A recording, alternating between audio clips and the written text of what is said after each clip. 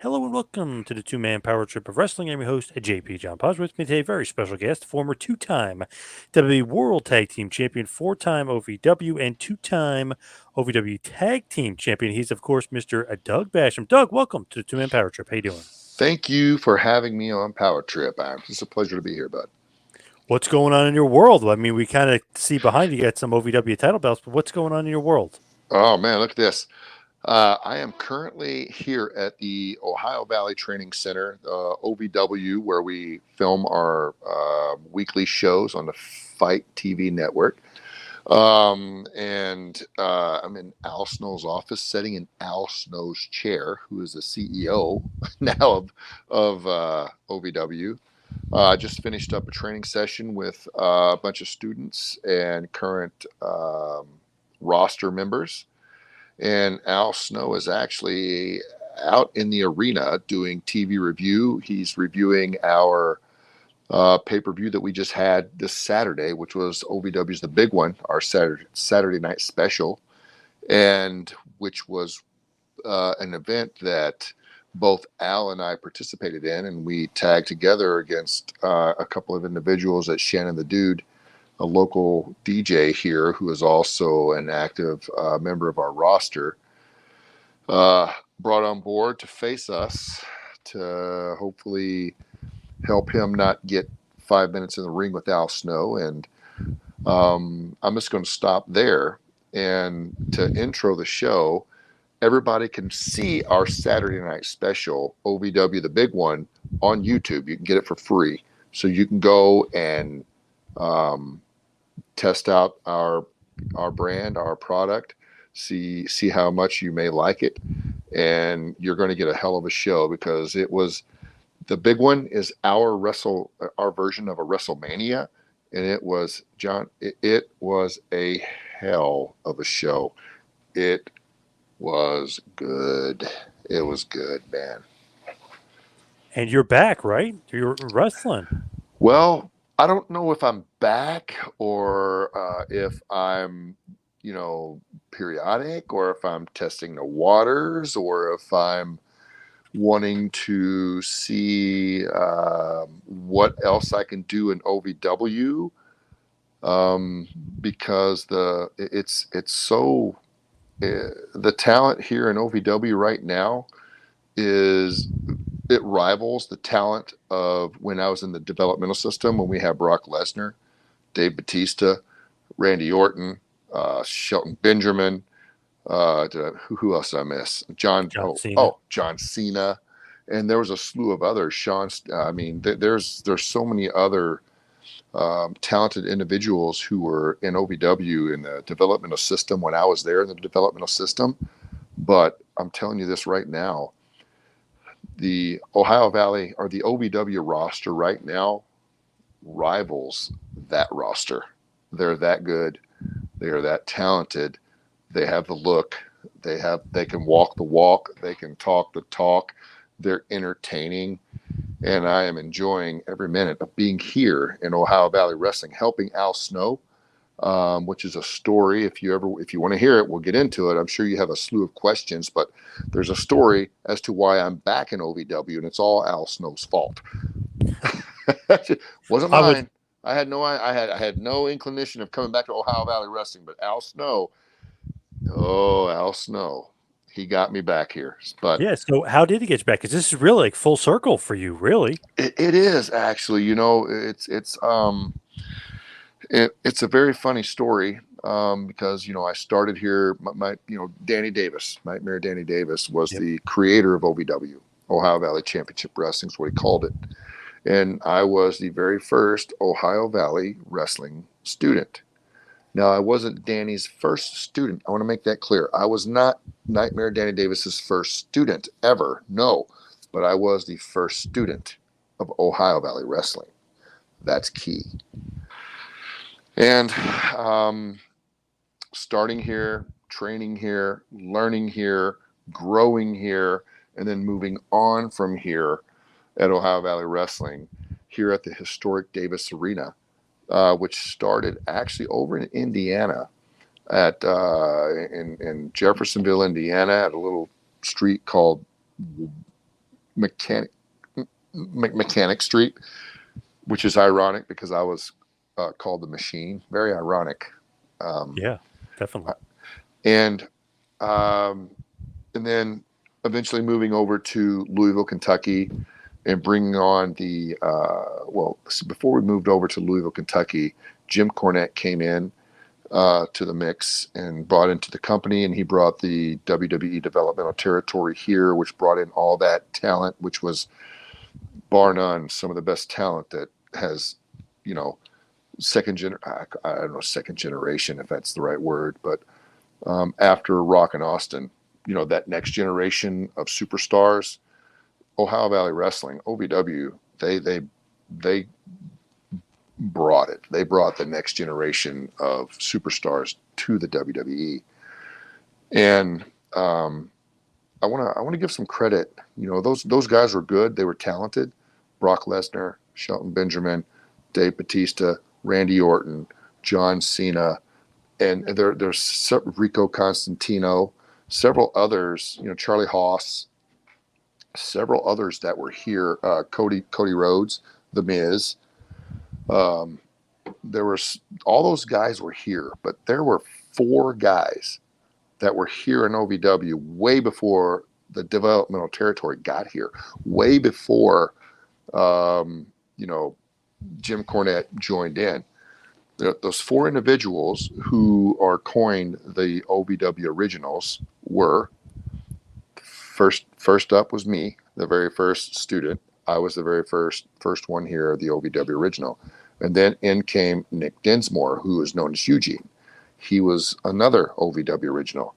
And then third that came in was Rob Conway, who was known for La Resistance. And then the fourth was the Damager, Danny Holly, who was known as my brother and my tag team partner, Danny Basham. We were dubbed the OVW Originals, and we were here, and we had been here for years. I had been here in OVW for like 7, 8, 9 years before the developmental territory came here, and Nick had been here probably 6, 7, 8 years. Rob 6, 7, 8 years. Dano 6, 7, 8 years.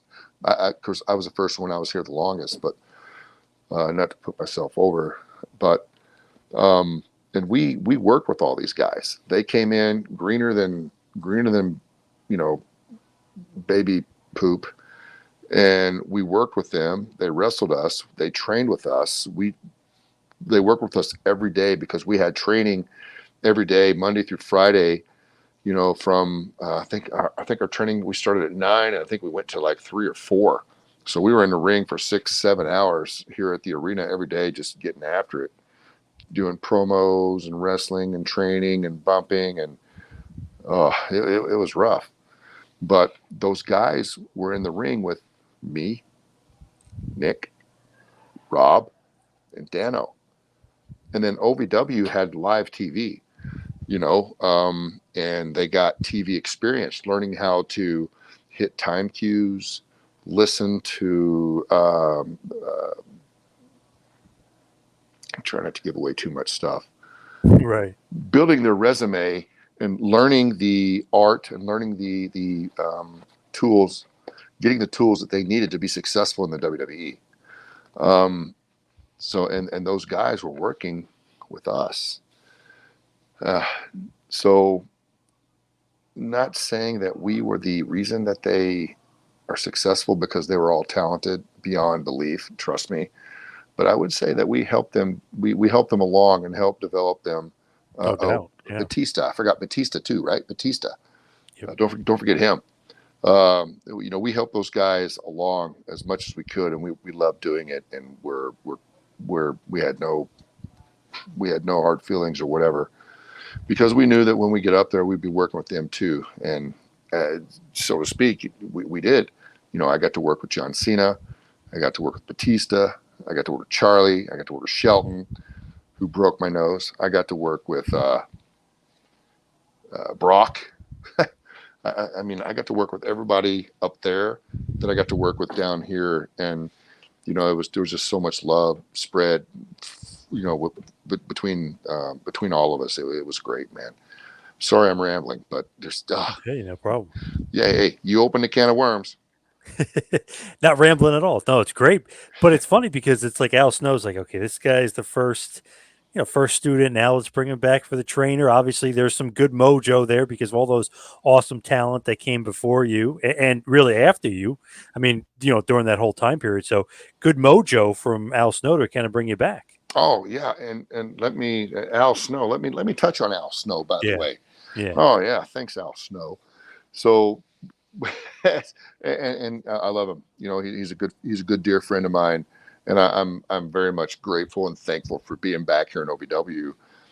Not just because it's where I started, but because of what Al has taken OVW to. He's taken it to a whole nother level, and I'm glad to be a part of that and help him, be his right hand man, so to speak, or help him do and deliver the message that he's trying to deliver, and do that for him. It's and Al, and he's a great guy, man. He really does. I've learned also. I thought I knew a lot about wrestling. When it come to wrestling, the wrestling part of it, and I knew a little bit about the production side of it, but I have learned so much about producing a wrestling show from Al and writing a wrestling show from Al, and the writing, the writing portion of wrestling. I've learned so much from him that I've gained a whole lot more knowledge, and I would like to think that I'm more valuable to Al and any company. Period. But I'm not going anywhere. I'm staying right here at OVW. Um, so what Al did during the pandemic, uh, he's smart. Al's clever. He's smart, and he's calculative, and he knows what he's doing. I give him that. He got me. But during the pandemic, um, let me back it up. I get fan mail still to this day. People send me pictures, letters, and stuff like that, and they want me to sign the pictures and send back to them, which was what I do. I got this, and I had a buddy who has a restaurant, or not. Well, he's a buddy now, but I didn't know there was a restaurant close to my home that just opened up, and I went to, and I really liked it, so I would frequent there all the time.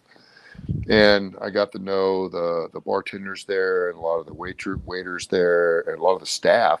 And a lot of the staff were wrestling fans, and they'd always enjoyed when I came in there because we talked wrestling, and just I would have a good time with them and talk and everything else.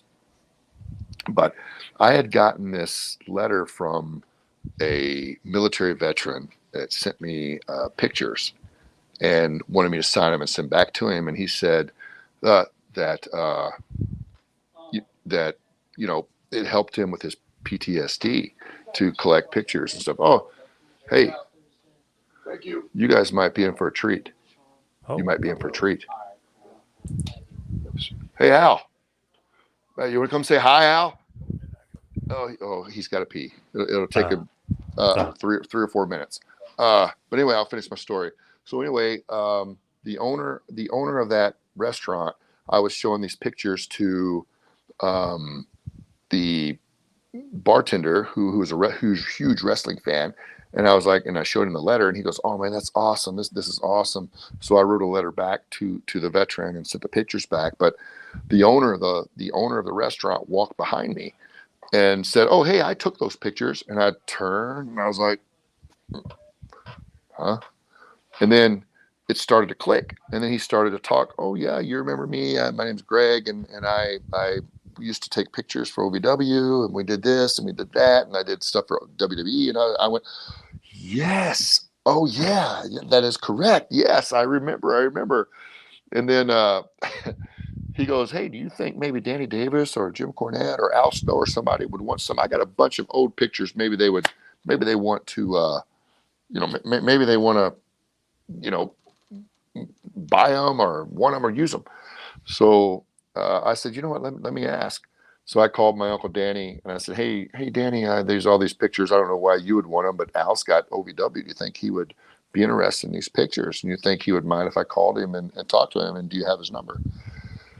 And he goes, no, here, I'll send it to you. Give him a call. And he loved it. One, he'd love to hear from you, and two, he may be interested. So I gave Al a call, and at that time the pandemic was going on, and Kentucky was closed down, in Indiana, because I live in Indiana. Indiana had just started to open up, where you could have so many people in a restaurant and so many people in groups and stuff like that.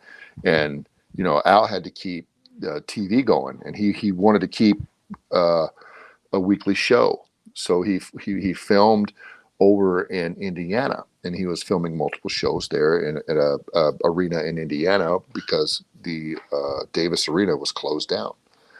So I called him up. He goes, asked him, said, hey, Al, how's it going? Small talk, and then asked him if he would be interested in pictures, and he goes, oh yeah, hey, why don't you come down? Why don't you come down to the arena? We're here, and he gave me the address and all that, and come say hi to the boys, and come check everything out, and we'll talk. I'll talk to you after the show. So I said, yeah, sounds great. Little did I know, Al had a plan. Oh, he had a plan. Oh yeah, he was reeling me. He threw some chum Yeah. out there, and Yeah. I was chewing all over Yeah. it. I said, Yeah. "Oh yeah, yeah, yes, I'll come down." So I come down to the arena where they're filming, and I talk to everybody, or I meet everybody, introduce myself and stuff like that, and then I just kind of sit back behind Al. He's in a gorilla position, and I'm just watching him work, and just watching the show on the monitors, and just taking everything in. And then then after the show, we talk, and I tell him about hey, all I wanted to do was sell Al some pictures. That's all I wanted to do. I Yep. said, oh, that's all I just wanted. You want to buy these pictures? I didn't have any inkling of getting back into wrestling, coming back to wrestling, doing anything with wrestling. I was done, right? Oh, but Al, Al Snow, you son of a gun. He Gotcha. he smelled. He saw blood, like a shark, blood in the water. he's I told you he was clever. He's a very Yeah. smart man, very Yep. calculated. So we talked and stuff like that, and he asked me about the show, and I said it was great. And then he goes, "Hey, you want to come back next week, and you want to maybe agent a match and help me out a little bit?" And I go, and of course I'm going like this. I'm going, well, yeah, of course I will. Of course I will. Yeah, absolutely, I'll do it. Yeah. So I come back next week, and then Al takes his claws and digs them a little bit deeper in me. And then they opened up in Kentucky. And we come back to the Davis Arena. I come back home, and I enter an arena I haven't been in oh man, 12, 14 years that I haven't been in. And then Al, being a genius, knew if I came back home, I would feel it. Yeah. So I'm here in the Davis Arena, and I'm helping again. I'm helping with the talent and their matches and stuff like that. And then he just takes it one step further. Every week he would go one more step. One more step, one more step, one more step. The guy's he's a genius, and so it finally got to the point to where I was here every week because I was loving it. And then he goes, "Hey, I'm going to be needing I'm going to be needing an advanced trainer. Would you like to, be my advanced trainer and help me train guys in OVW?" And of course, now, well, yeah, absolutely, of course I would, And then so here I am. I'm the advanced. Now I'm the advanced trainer. Here we are. This is 2 years later. 2 years later. I'm the advanced trainer for Al at his wrestling academy. I help agent matches here. I help produce the show. I sit in and help on the writing staff of the show. And John, I'm loving life, man. I am just loving it. And then here, just this past Saturday, the August 27th, we had our version of our WrestleMania. We had OVW's The Big One, which is our biggest show of the year. And I got the main event that with Al Snow. And I've never been in the ring with Al. I've never wrestled Al. I've never tagged Al. I've never touched Al. I've never done anything other than just friendship, here in OVW. And I got to share the ring and the spotlight with Al. And I can't tell you how much how euphoric it was and how amazing it was. And anybody who sees who sees the podcast here tonight, or when they see this, you should go on YouTube and you should look up and watch OVW, the big one. Check out the show. The whole show was amazing from top to bottom, beginning to end. And then, hopefully you would want to catch all of our shows on the Fight TV network every Thursday night, because we film live. We don't tape. Our show is live from 7 to 9 Eastern on the Fight TV network, man. And I am just loving life. That's pretty cool if you think about it. You go from like, I'm kind of out of the business, like, I'll come check it out. Then he slowly reeled you in, like you said, but then you end up wrestling crazy. Yeah. Al Snow's a genius. That's all I can say. He's a genius.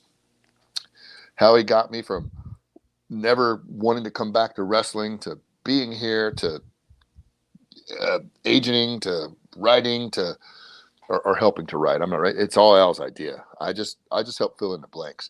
To getting back in the ring, of course, that I may have had a little something. Yeah, he's a genius. That's all I can say. He's a cerebral genius. Oh, Al, Al. When you were with OVW, were you contracted at any point, or you were a non-contracted guy? When I was with OVW, I was non-contracted, and everything I did was to try to get a developmental contract, and it took me 10 years to get one. Wow. Yeah. So when you finally got one, how does that go? Like, how does that happen? Is that like a cornet thing? Like, how does that actually happen? Well, there were. I had a really good job with Ford Motor Company, and back in 95, I think, is when I first got the job. 94, 95, and Ford Motor Company, they pay really well. They paid really well, but you earned your money. You were there 8 to 10 hours a day and every other Saturday, and that really cut into my wrestling time. I trained. Danny had training on every Sunday. I never missed, which I never missed because I wanted to get better. And then they had house shows on Saturdays, Fridays and Saturdays, which I couldn't do all of them. I can only do every other. And when Jim Cornette came in, Danny started Ohio Valley Wrestling, and they started their TVs, and I was on a shift at Ford where I couldn't do the TVs. So Jimmy was always trying to get me to constantly hammering away at me. Hey, can you switch shifts? Can you be here? Can you be here with us and all that? And I said, there's nothing I can do. I have no seniority. I'm a low man on the totem pole.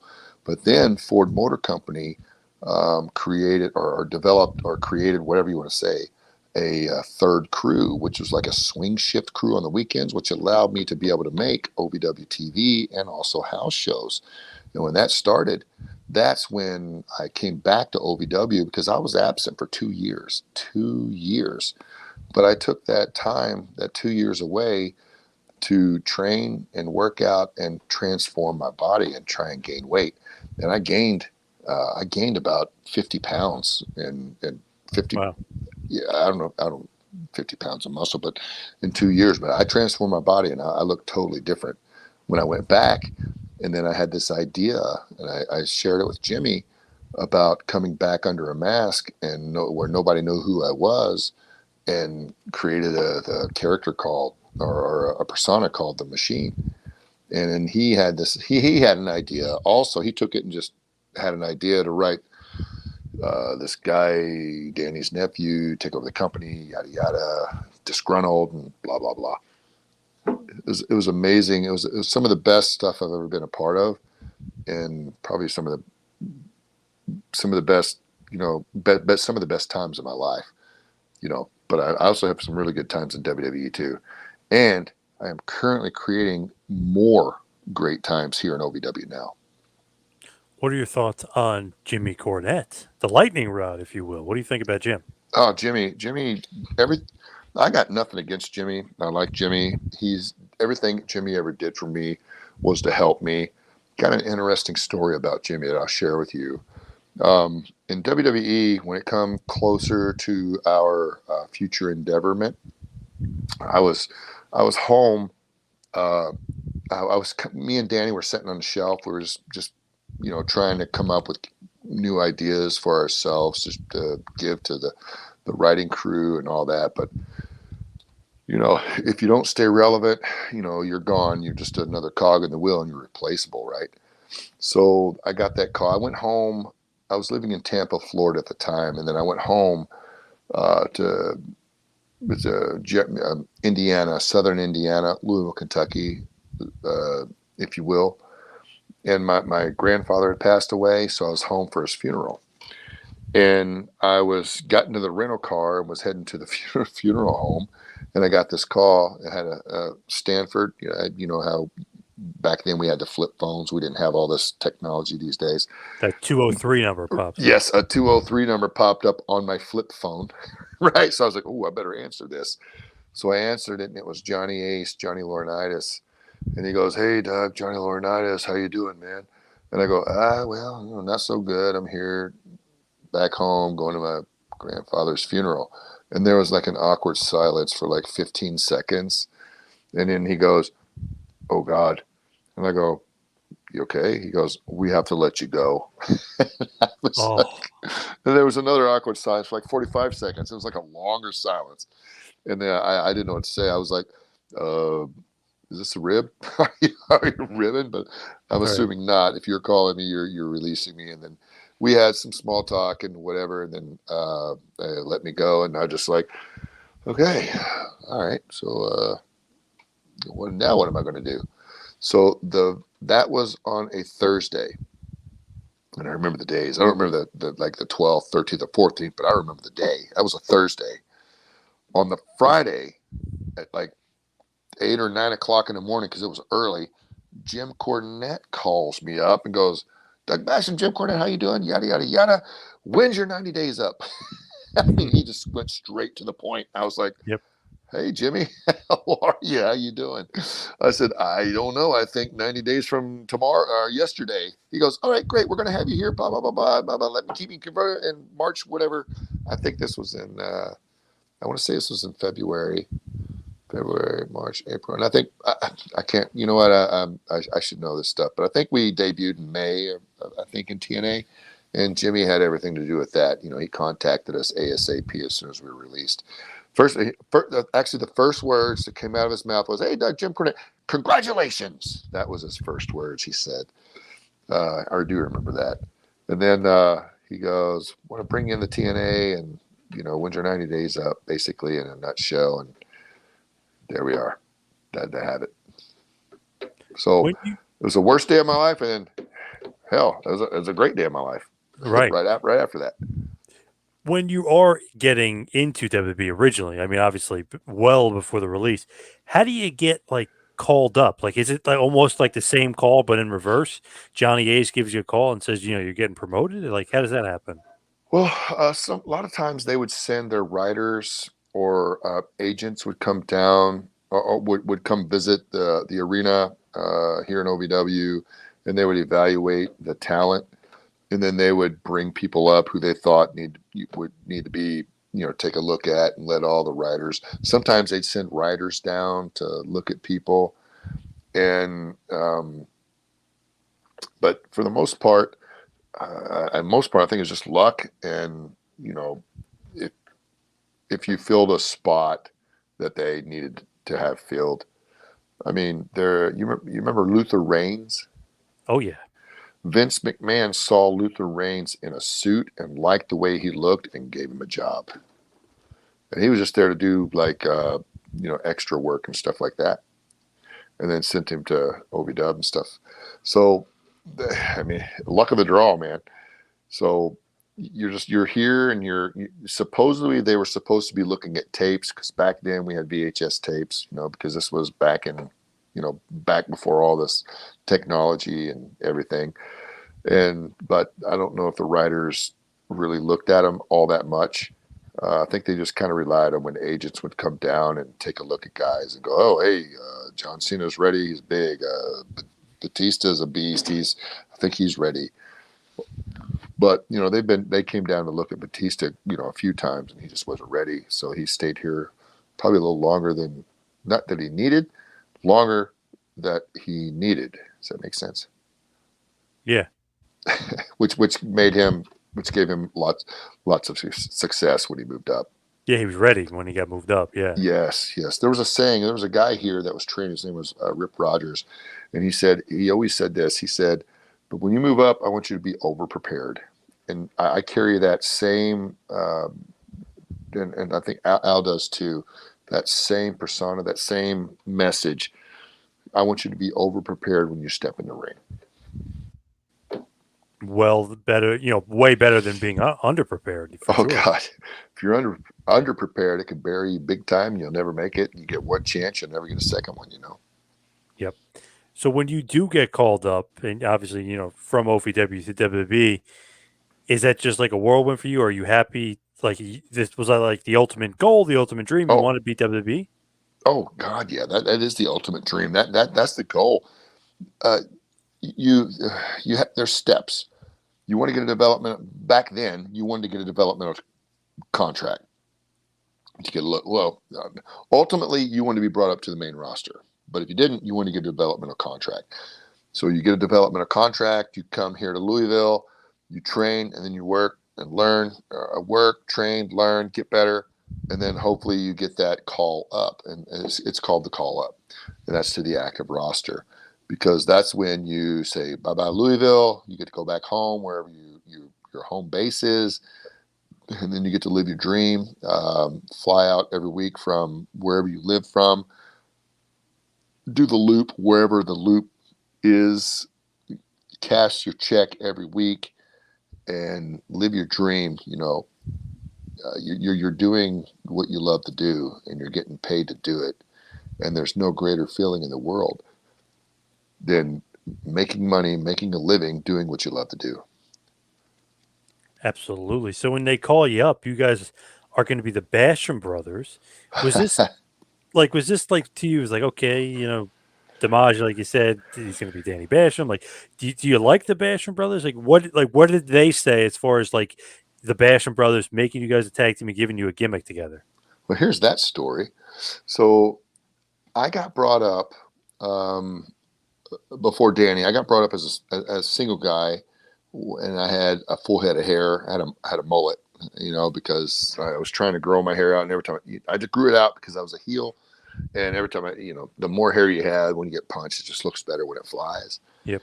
And so they brought me up and took a look at me as a singles guy. And then I went home and sat at home for a week or two. And then they brought me and Danny up together and took a look at us as a tag.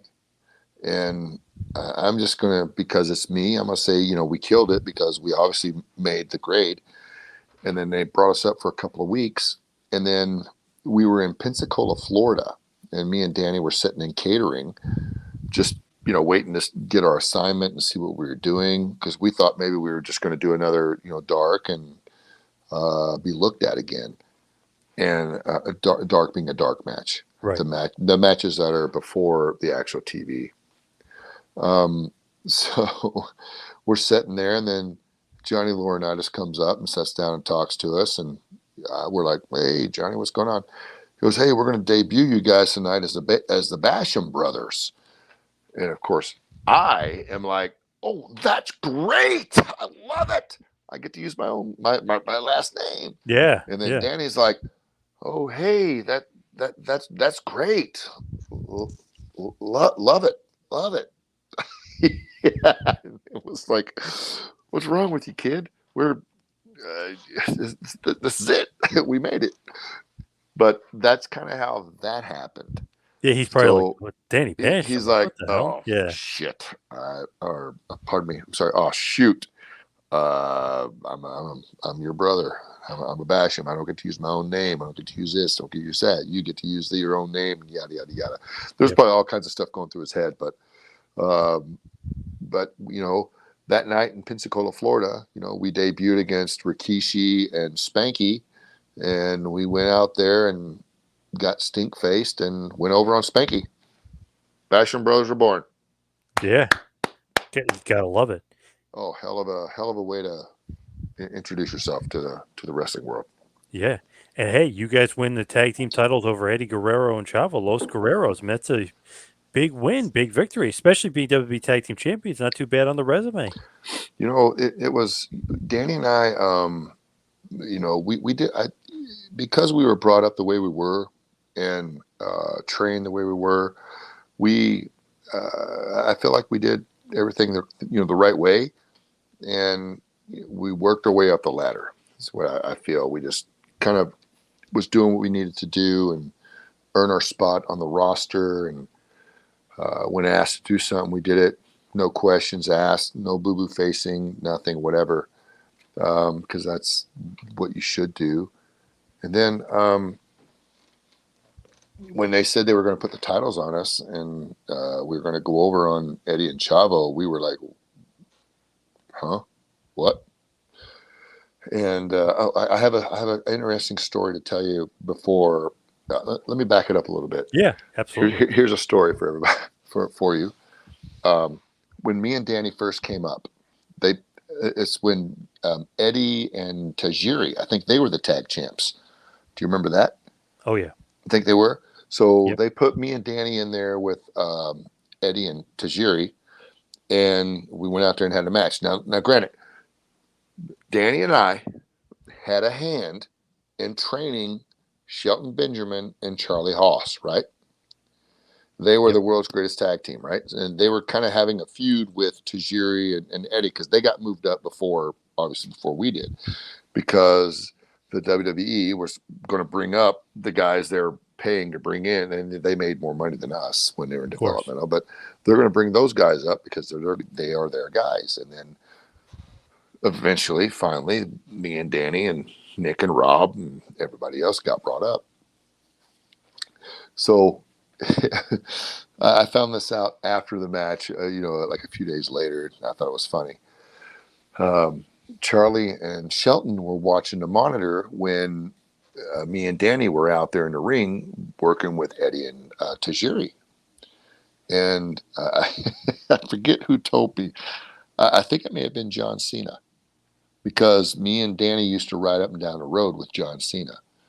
I think it was him, because he was watching the monitor, watching the match too, because he was still working his way up the ladder too at that time. As a matter of fact, that's exactly who told us that, because we all rode together. He said Shelton turned after me and Danny had our match with Tajiri and Eddie. He said Shelton turned to Charlie and said this. He goes, "Why do I feel like somebody just stole my girlfriend?" Because we went out there and we did business. We did good business, and we put them over, and we didn't skip a beat. You can probably look that match up on YouTube somewhere. I'm sure it was good. It was really good. Oh, yeah. So when you guys do win the titles, you said you were a little surprised, right? Like, shit, we're winning the tag title. Well, it was not necessarily a surprise so much as like an honor. Like, because there's a few people in wrestling that I would watch and that I was always kind of a fan of and wanted to be like or emulate. One of those people was, God damn it, Scott Hall. I always liked him. Another one was Eddie Guerrero, and just because of his work and his demeanor and everything. Chris Benoit. And I also liked and really heavily influenced by Bret Hart. So when I got to work with Eddie, and he was going to drop they were going to drop the titles to us in Chavo. That was like a dream come true. It's like I can't believe that this is actually happening. This is surreal, surreal. So winning the titles from for the first time from Eddie and Chavo was amazing. And I remember after the match, me and Danny after and the match, it was amazing. It was a great match. It was good. We come back and went all the way back through Gorilla and through the tunnel and went back beyond whatever. And we were sitting there waiting on Eddie and Chavo. And me and Danny sat there and had our moment. We looked at each other and we looked at each other and we had the titles and we were like, wow, this is awesome, man. This is why we did this. This is why we take all these crazy ass bumps and stuff. We did it, man. We made it. We gave each other a hug, and we thanked each other. And then we waited for Eddie and Chavo, and Eddie and Chavo came up and just said the nicest, the most kind words to both of us, and thanked us, and we thanked them, and gave them hugs, and we went on to do what we did. It's great that you guys win the tag titles, but maybe not so great. But depending on what you think, what's up with the S&M stuff? Like, why did they decide to like change gears here and do some like I don't know. Like, I feel like WWE sometimes tries to do too much. Like, I don't know, try to be off the wall, or they try to be unpredictable. What's up with the S&M? Here's the story behind that. You ready for this one? Yeah. All right. So me and Danny come in OVW. We were a faction called the Revolution, and because we wore black leather pants. The black leather pants came from when I saw the movie 9mm. I think it was 8mm or 9mm with Nicolas Cage. I get it mixed up.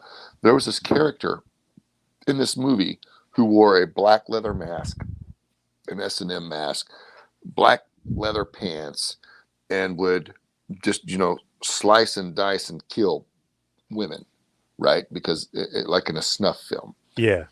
And it was very dark film. So I said, holy crap, that is a wrestling character. So that's where and his name was Machine. They called him Machine. And I said, that's a wrestling character, and I'm going to call myself Machine. And I brought it to Jimmy, and he wrote for it, and Machine was born, and the Revolution was born, and everybody in my faction wore black leather pants. So, ergo S&M, right? So when me and Danny move up, we wear our black leather pants, and that's just our look. That's just what we wore. It had nothing to do with S&M. It was just us and who we were, the Basham Brothers. So this writer, this new young writer for WWE, goes to a Britney Spears concert. Thank you, Britney. This is all your fault. Your fault. Goes to a Britney Spears concert, and she is dressed up as a dominatrix, and all her dancers were males dressed in black leather pants or whatever, pleather, whatever shiny black. And he gets this idea, oh, hey, the Bashams wear black leather pants. Why don't we put an S&M or a dominatrix with them and have them be, her bitch, her bitches. Yeah, right. And that is how that was born. And that's where Linda Miles came in. And Jesus, what a dominatrix she be. Jeez Louise. I mean, she was a specimen. Shaniqua, right? That was the gimmick. Shaniqua, yep. And actually, she came up with that name. Linda, they gave us Linda, and here's a funny story. And we were sitting in, we were in the arena somewhere, and Linda was talking to us. This was the very first day, she found out she was going to be with us. And Stephanie McMahon came up, Goes, hey, we're gonna put you guys together, whatever, and Linda, we want to call you LaQuisha. LaQuisha. I remember this to the T because I was sitting there right there. LaQuisha. And Linda goes, you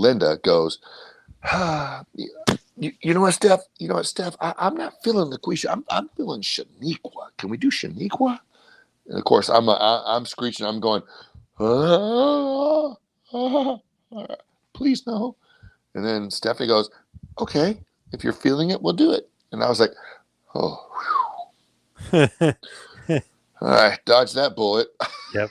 But we have to keep a close watch on this one. It is funny though with like WWE sometimes it's like, do you really need that gimmick? You know what I mean? Like you guys were good on your own. Like do we really need to do that? It feels like sometimes they put the extra mile on it when they kind of don't need to. You know, six in one hand, half a dozen in the other. I've had this debate with myself and me and Danny. Actually, we still talk. We all frequently. And we talked and we said, you know what? If we knew back then what we know now, we would have done things a little bit different. And the WWE has a tendency to want to put the spotlight on something other than the people doing the work in the ring. And that was back then. I'm sure it's different now, but we would have put more of the spotlight on her, and then us just did our thing because we knew eventually we would get our time and our run whenever it happened. But we should have did more of what Eddie Guerrero did with China, or what with uh, um, Generation X did with China, you know, Yeah. and put the spotlight on her because that was the focus. And Vince liked bodies. He liked big, nice bodies, and she had a great body. I mean, she was a freak of nature. I mean, she was ripped. She was 6 foot tall. She was athletic. She had a presence, and I feel like that maybe I dropped the ball. Me, Yep. dropped the ball on that one, and should have saw the writing on the wall. But my training and my upbringing and my way of thinking and my old school mentality just didn't let me see through that. So I take responsibility for that one. Hey, Did you like the cabinet when they put you at JBL and you guys became the cabinet? Did you like that gimmick?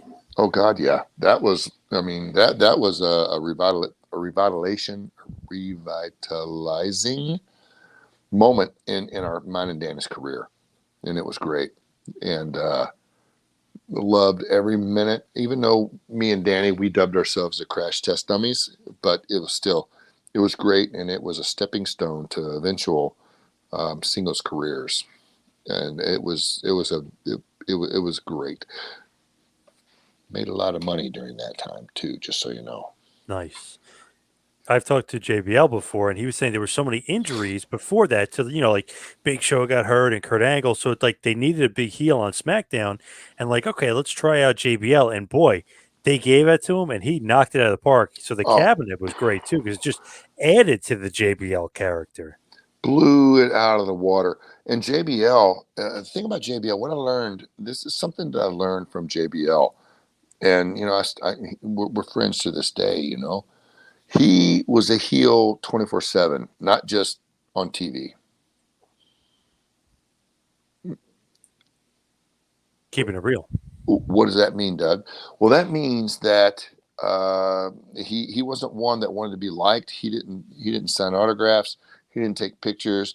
He walked past people in airports, and and then the social media and stuff started to grow back then. It was starting to get new, and people were starting to talk, and he was starting to get some major heat, and people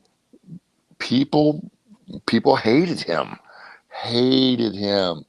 And I the most the scariest time in my life in professional wrestling was the night that we went to ECW's One Night Stand, and we had to walk through the crowd up to the balcony. That was the most intense, scary,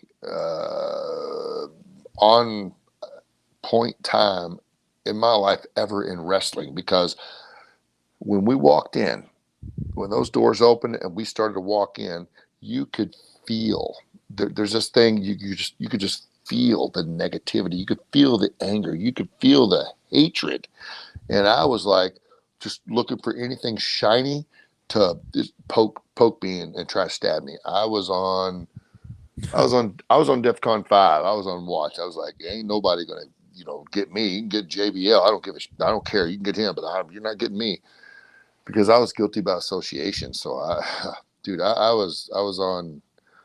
I was tense. That was a very tense moment in my career. If you want to know the most intense moment, that's it.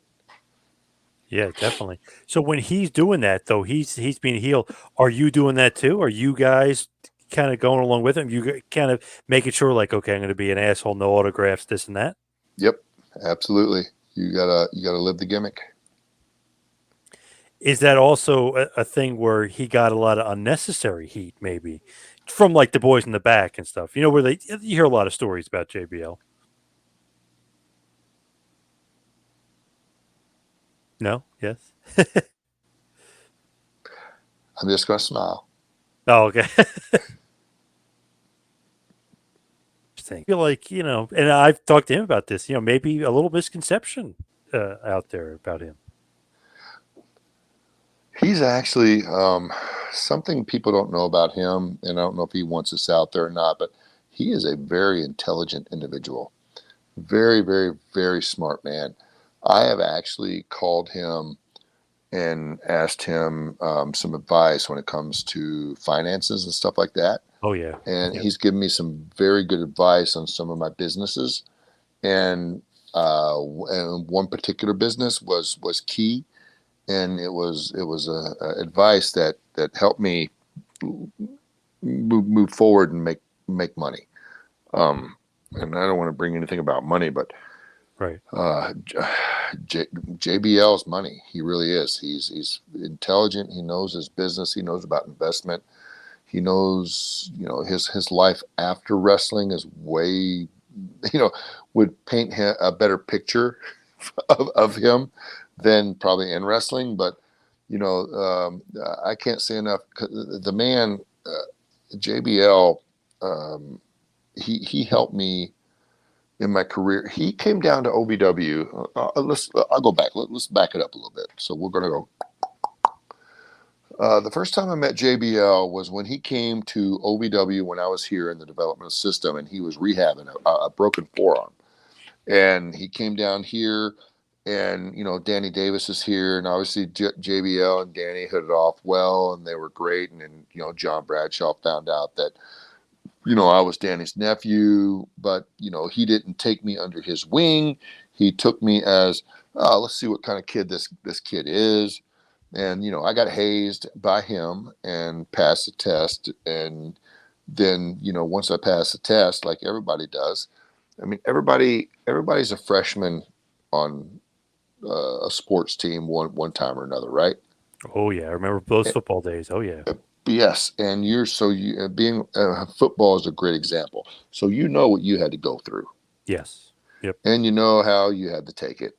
Yep. Same thing in football, basketball, baseball, hockey, soccer, uh, chess club. It doesn't matter. Checkers does not matter. Same thing. It's how you handle it. And the same thing with wrestling. I'm sure it happens in MMA too. I don't know. I don't know if there's a tier status or whatnot. I don't know. But same thing. It's all how you handle it. And I was trained right and taught right and passed the test. And JBL, when the time was right, took me under his wing, and brought me on part of the cabinet. There's a whole nother story about how the cabinet and how me and Danny were brought to be, and Al Snow had something to do with that. Um, Al again. Wow. Al again, yes, Al Snow again, and Um, I consider Al a very good friend of mine. To this day, we live like 3 miles from each other, and we talk all the time because of OVW. And then,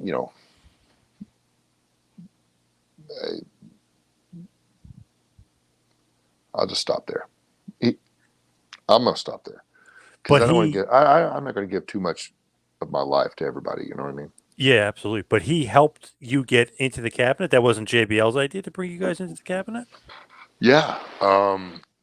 Al, whenever me and Danny had to do the Tough Enough challenge. Yep. So weeks prior, um, some of our $1 million superstars were getting embarrassed, and everybody can go back and watch this. The Big Show was doing a body slam challenge, and Al Snow said, "You shouldn't do that. No, you shouldn't do that. Don't do that. They're not trained." They did it anyway, and boom, Big Show would slam them, and the guys would pop back up and make Big Show look like, you know, you ain't nothing, and which was bad. The week after that, Kurt Angle was doing some sort of a tap out challenge or something like that. Again, Al Snow said, "You shouldn't do that. That's not a good idea because these kids are not trained." And there was one guy there named Daniel Puder who was an actual MMA fighter. Yeah. MMA fighter, and Kurt. And I'm telling you this now to everybody listening. The only reason, and I'm saying this, and I said this to Daniel Puder to his face, the only reason you got Kurt in that key lock is because he had a neck injury, a pinched nerve. He only had 50% strength in his left arm, and that he had no strength. He could not do anything with his left arm. Wow. So that's the main reason that that's the main reason he got him in that key lock. Well, But and I don't think still, Kurt's it's an thinking the guy's going to embarrassment. be unprofessional either. You know what I Well, mean? yeah, it was an embarrassment. They should have put him in that. And those are $1 million guys, making look like chumps. Yep.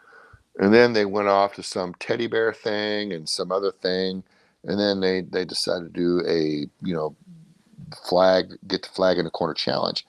And me and Danny had been on the shelf and granted, now remember, Al had been down in OVW, and when I was down in OVW, so I knew Al and was acquaintances with Al. Hadn't become good friends with Al until now. Now is the time I've become really good friends with Al, but acquaintances before. But Al has known Danny, great friends with Danny and everybody else, Jimmy and everybody else affiliated with OVW. So hang on one second. I had to check I got 13% Oh, on my phone, and I have no. If I unplug, I'll anyway. So I'll get to the Jimmy, get to the skinny. So Al is the tough enough, trainer. So Al is in there. When me and Danny are sitting there, having to keep all these kids from coming across the ring to get the flag. Al's in there. And if you can go back and watch, I don't know if it shows it or not, but Al's giving us, hey, you'll be able to get this guy. Hey, this guy's strong. Hey, this guy here, he's soft. Hey, this guy here, you may have a trouble with. Hey, this guy here is very quick. right. So me and Al, once again, me and Al in a ring, in the WWE ring again, and him Yep. trying to help me. And the advice and the information he gave me and Danny on each one of these kids coming in was very valuable. And the only reason that Daniel Puder at the very end got as close to that flag as he did was because me and Danny, we were jelly. We were toast. We were done. And something that I found out after we stopped all those kids from getting that flag, and we represented the WWE, and we won. WWE won, not the Tough Enough guys. They had Charlie Haas and Bob Holly waiting in the wings if somebody got biased to go out and refilm stuff. Oh, Yeah, we did our job. Yep. We I earned our wouldn't want to spot. mess with Holly and Haas either. you know. They didn't have to. We did the job. Yeah. But Yeah. Yeah. Thankfully. because we stopped those kids from getting there, then we got rewarded. JBL and Undertaker had went to Vince and said, "Hey, you put those boys in jeopardy. We need to reward them." And then we got put with the cabinet, and the Basham Brothers, the Secretaries of Defense, was born, Awesome. and we made I a know. lot of money. A lot Yeah. of money. Thank you. Yeah. Thank you, JBL. Yeah. And thank Thank you, Al. you, Yeah. JB. Al. Thank you, Al. Thank you, Taker. JBL, and thank you, Taker, As we hit the wind down, we head towards the and finish because I. thank you, Vince. Yeah, of course. Yes. I know you're running low on battery, so we'll head towards the wind down. We'll head towards the finish. I just got to ask about the Bash Man. Where the heck? Where did that come from? That was such a I don't know, odd, I guess, unique character, but it fit WWE. Well, it didn't work because I had an idea of a guy, and I guess it was kind of similar to JBL, which I think Vince, after fact, Vince thought that it was too similar to JBL. It was supposed to be a character that took relative, immediate in news events and compared them to people who are in wrestling, and then cut a promo on the people who are cutting promos. So at that time, Janet Jackson, her boob popped out, Oh yeah, yep. and Eddie Guerrero, his book came out on his drug addiction, when he was a drug addict and his conquering of all that. So I was one to say, hey, everybody is everybody's so hard on Janet Jackson, thinking that she wants to get popular again by exposing herself. But what do you think about Eddie Guerrero exposing himself? Yeah. Oh, you feel sorry for her, but you feel sorry for him. But this is what I think. I think he's just trying to do this to get sympathy for whatever and take your money, yada yada yada yada yada yada. So I would bash not just Eddie Guerrero. I would bash the people who were bashing Janet Jackson. And it just didn't resonate. And the writer that they assigned to me was new. He was ambitious. He was wanting to make a star, and he wanted to make something his own. He took my idea, he threw it in a blender, he hit super blend, and then poured it in a glass and told me to drink it. And I'm like, what the fuck is this? Yep. I'm sorry, Yeah, no problem. if Yeah. I can't curse. I said, put it in a blender, and I said, what the heck is this? Didn't work. It just, I was lost. It got lost in translation, and I didn't know how to. I didn't know how to. I didn't know how to bring it up. I didn't know how to do it, and that was the end of my WWE career. And we already discussed the call from Johnny Ace, the very Yep, that was the end. Yep, yeah, that not was so great that was call it. there. But as far as like what you're doing today, obviously with OVW, just give us like what's next, what's down the pike. Will we see you wrestling more? Like, what are we going to see more out of you? Well, that's a great question because I had a one-on-one conversation with Al, and I said, you know what, Al, um, I never really retired, and you know, I just kind of went away. My last match was in England, and I watched the movie The Wrestler, and I said, that's not going to be me. So when I came home from my English tour, I just hung my boots up and never got back out there. Which I could have reached out to Jim Cornette because he was at Ring of Honor at the time. I could have went to Texas. I could have went all over the place, but I just didn't, and I wished I would have. So I could have kept going and made a mark. And then speaking with Al one day, I was like, you know what? I never really retired officially. I just kind of went away, and I said I would love an opportunity to, if it was ever to arise, to do something more. If it makes sense, if it does business, and if it makes sense. And and think about Al. The thing I love about Al, he listens. You know what I mean? He will listen, and then he takes stuff and he puts it back here, and then um, he he just puts it like in. He thinks about stuff. He's a thinker. He's Right. always thinking, and this is one of the things I've learned about Al, and one of the things that I admire about him is that he always does things for a reason, which is he just doesn't. There's a reason, and there's an end game, which is something that I've learned about him, and producing a show, writing a show, and having the forethought, down the road. And I told him, hey, this is something that maybe I'm thinking about. I'll let you know after the SNS. you know, uh, if I can do this or not. And I'm just going to say this: this is a sport for young people. Hey, but you look like you were in great shape. Al, too. You know what? Both Al and myself trained hard to get in shape for this, and I can honestly say that the TV adds 10 pounds,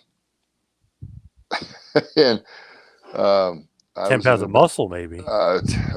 well, I was in the best shape I could be. Al was in the best shape he could be, and if I had to do it again, I probably wouldn't look any different. And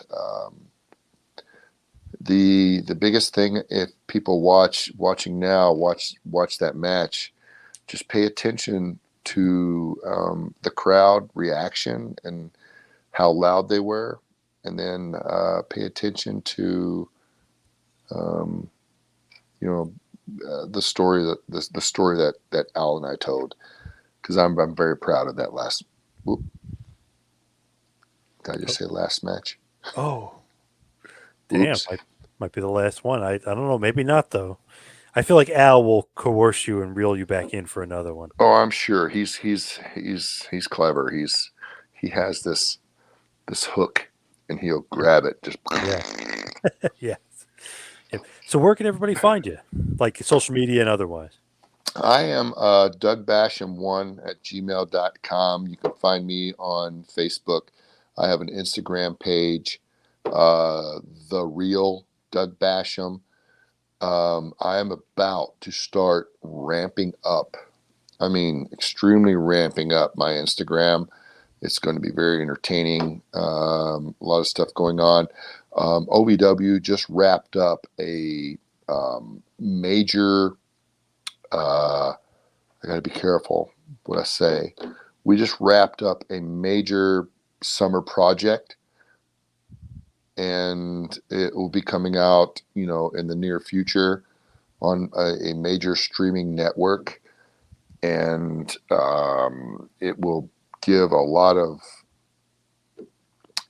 insight to OVW, and I'm trying to. I got to be careful because I can't say a lot of stuff.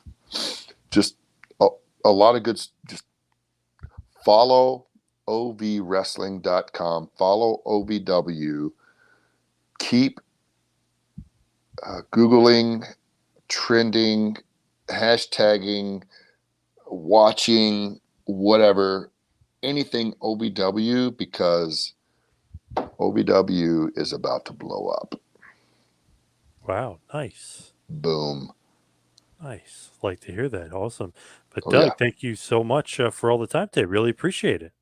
I thank you for having me, man, and thank you for letting me tell my story and let me get stuff out there. And anytime, if you need anything else, man, just let me know.